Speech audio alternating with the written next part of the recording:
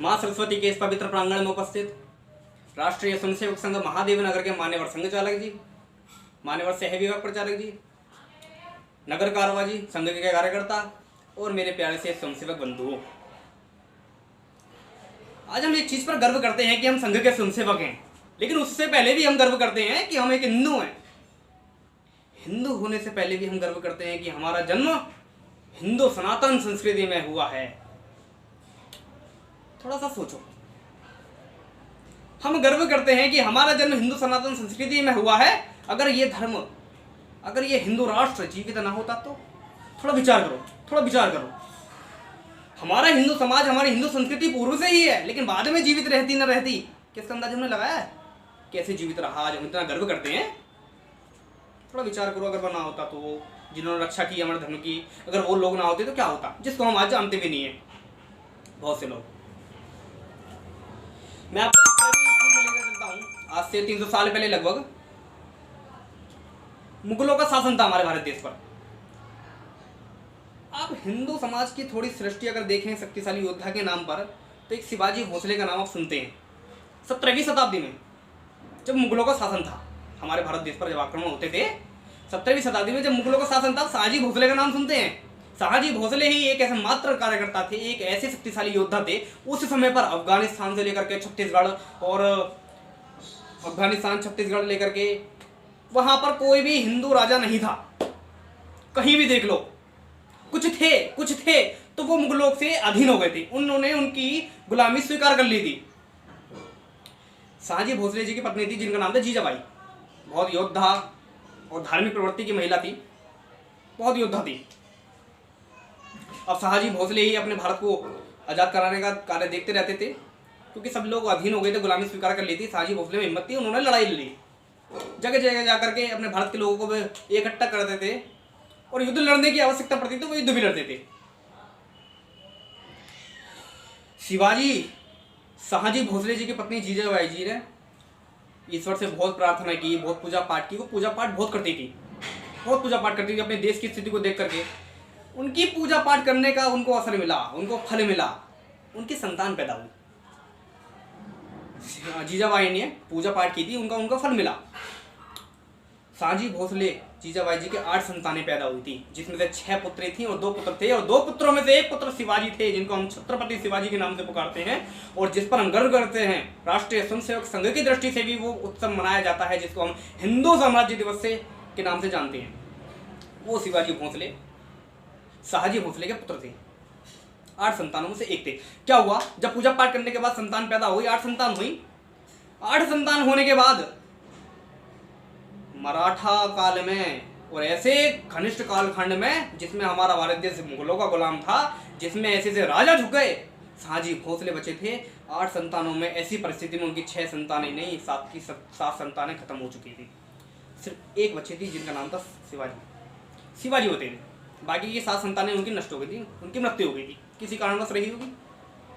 ऐसी स्थिति में वो जीजाबाई का हाल क्या हुआ होगा, ऊपर से कालखंड, फिर ऊपर से इतनी बड़ी समस्या, कैसे सहा होगा। मैंने बताया ना योद्धा थी, हम देखते हैं इतिहास को उठा करके। इतनी बड़ी समस्या होने के बाद भी शाहजी भोसले ने जीजाबाई जी को छोड़ दिया और दूसरी शादी कर ली। थोड़ा दुख होता है ऐसी स्थिति को सुन करके भी, क्या बीती होगी जीजाबाई पर। फिर भी अपने बलबूते पर, फिर भी अपने, मैंने बताया ना योद्धा थी, फिर भी अपने बलबूते पर, सिर्फ अपने बलबूते पर शिवाजी को पाला। भोसले जी ने उनको छोड़ करके दूसरी शादी कर ली थी, लेकिन उन्हें हिम्मत नहीं आ रही। उन्होंने बचपन से ही पूजा पाठ करके, ईश्वर से प्रार्थना कर करके अपने शिवाजी को योद्धा बनाया, क्योंकि वो जानती थी कि हमारा अगर राष्ट्र ही नहीं रहा तो हम क्या करेंगे, यहाँ रह करके गुलाम के अधीन हो जाएंगे, और गुलामी रहने से अच्छा मृत्यु हो जाए, क्यों ना कि प्रयास कर लिया जाए। तो उनके पास एक ही पुत्र था, अपने बलबूते पर उन्होंने पाला। बचपन से लेकर के योद्धाओं की कहानी सुना सुना करके उनके विचार बदल दिए, ताकि आने वाले समय में ये मुगलों के खिलाफ एक चुनौती बनकर के खड़ा हो जाए और हमारे हिंदुत्व को बचा सके। बचपन से छोटी छोटी कहानियां उसको सुनाई। देखते हैं ना, बच्चा के माइंड ऐसा होता है, अगर माता पिता जो सिखाते हैं वो सीखता रहता है। वैसे ही शिवाजी को उनकी माता जीजाबाई ने सिखाया।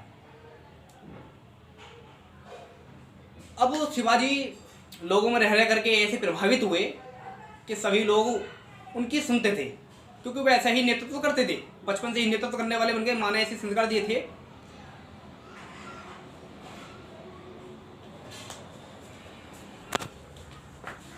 तब शिवाजी एक वीर योद्धा के रूप में निकले।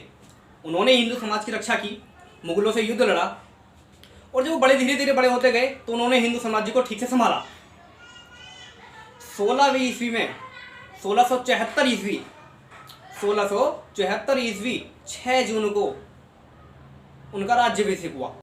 धीरे धीरे बड़े होते गए तो उन्होंने हिंदू समाज को ठीक से संभाला। 16वीं ईस्वी में 1674 ईस्वी 6 जून को उनका राज्याभिषेक हुआ। जब ही उनका नाम, जब वो युद्ध लड़ते थे तभी उनको छत्रपति शिवाजी लोग कहने लगे थे। एक समय ऐसा था कि जगह जगह हमारे मुगलों से आज़ादी दिलाने की विचारधारा भी कोई सोचने वाला नहीं था। और जब छत्रपति शिवाजी ने अपना शासन संभाला उस मराठा वाले को, तो उनके राज्याभिषेक में एक नहीं दो नहीं पूरे 50,000 से भी ज़्यादा लोग उनके राज्याभिषेक में शामिल थे। ऐसा छत्रपति शिवाजी का जीवन है। कितने युद्ध लड़े होंगे, कैसे कैसे योद्धा, कैसी विचारधारा होगी उनकी, कि पहले एक समय ऐसा था कि कोई व्यक्ति सोचता भी नहीं था, जो सोचते थे वो गुलाम हो गए थे। लेकिन छत्रपति शिवाजी ने अपने जीजाबाई का आशीर्वाद लेकर के एक ऐसी सेना तैयार की और इस प्रकार से युद्ध लड़ा और अपने हिंदू समाज को बचा करके मुगलों का शासन तबाह कर करके 6 जून हिंदू साम्राज्य स्थापना के रूप में मनाते हैं, जब उनका राज्याभिषेक हुआ था। और उनका राज्याभिषेक आसान नहीं था। मैंने बताया ना, 50,000 से भी ज़्यादा संख्या उनकी आई थी राज्याभिषेक में। और उनका राज्याभिषेक किसी सामान्य व्यक्ति नहीं, काशी का नाम आपने सुना होगा। काशी के एक प्रसिद्ध ब्राह्मण है गागा भट्ट। गागा भट्ट ने खुद आकर के उनका राज्याभिषेक किया था 1674 ईस्वी 6 जून को, जिसको हम राष्ट्रीय स्वयंसेवक संघ की दृष्टि से खास करके और समाज में रहने वाले बहुत सारे, आज से 346 साल पहले 6 जून 1674 ईस्वी को छत्रपति शिवाजी का राज्याभिषेक हुआ। और जब से लेकर के आज तक हम और आगे भविष्य में भी हिंदू साम्राज्य दिवस के रूप में 6 जून को हम ये उत्सव मनाते हैं। थोड़ी सी मैं शिवाजी की उपलब्धि बताता हूँ आपको। जब हिंदू साम्राज्य स्थापना नहीं हुई थी, छत्रपति शिवाजी ने नहीं की थी, तो उससे पहले उनकी सेना में 2000 लोग थे।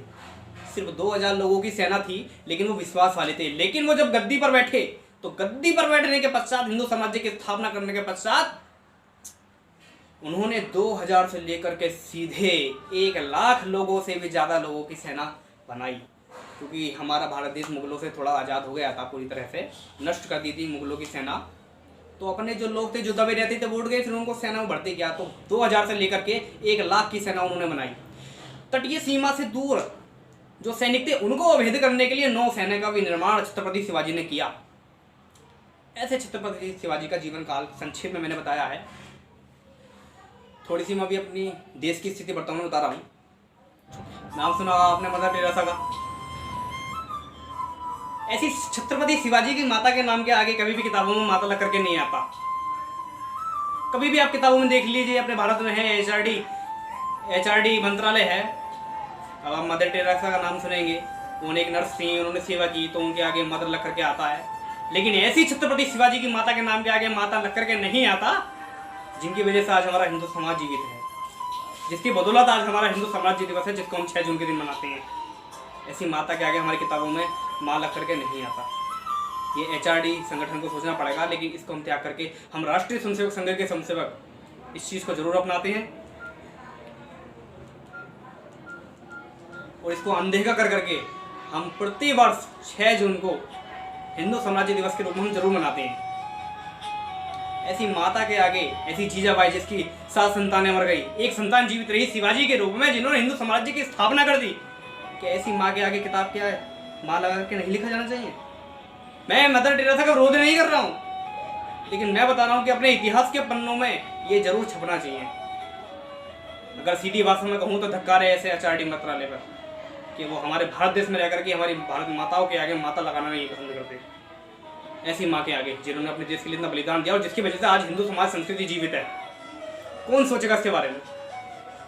लेकिन इस सबको त्याग करके, किसी का विरोध ना कर करके, हम सभी स्वयंसेवक तन मन धन से अपनी संस्कृति में एक नई पहल लेकर के सभी लोगों के बीच में जाते हैं। सभी संघ के प्रचारक अपना घर छोड़ करके, अपनी संस्कृति से लेकर के, अपनी संघ की दृष्टि से व्यक्तित्व निर्माण करने का कार्य करते हैं। वैसी के साथ हम संघ के संयोजक कार्य करते हैं और कार्य करते रहेंगे। भारत माता की जय। मैं आदर्श नगर शारीरिक शिक्षण प्रमुख महादेव नगर राष्ट्रीय स्वयंसेवक संघ। भारत माता की जय।